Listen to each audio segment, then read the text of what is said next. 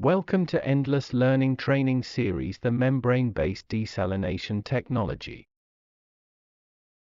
In this presentation we will study about working in a confined space, confined space entry permit, personal protective equipment, PPE, hazards in confined spaces, communication and emergency plan, multiple choice questions, MCQs.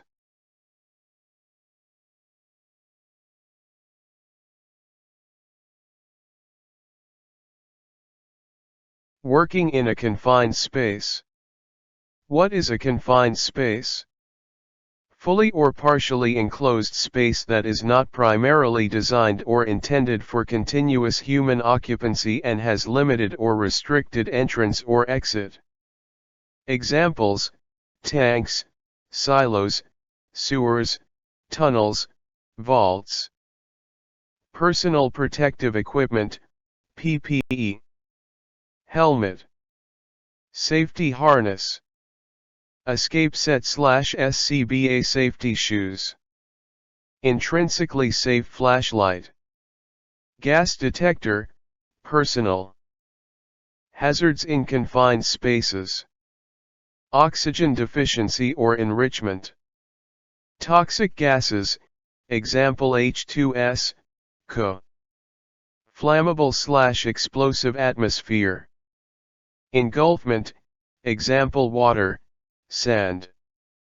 Physical hazards, machinery, heat.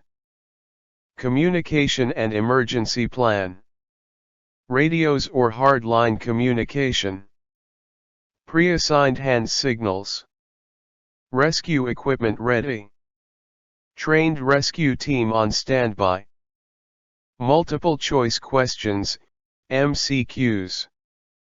Q1. Which of the following is a confined space? Office.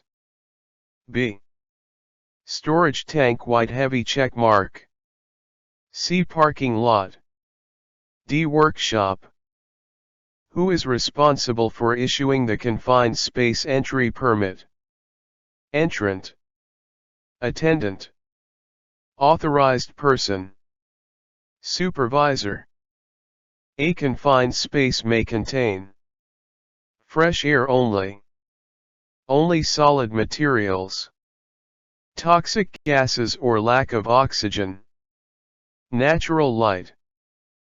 What is the acceptable oxygen level for entry? Below 16%, 7%, 18%, 19.5%, 23.5%, over 25%. Who stays outside and monitors the entrant? Supervisor. Rescue team. Confined space attendant. Electrician. Thank you for watching this video.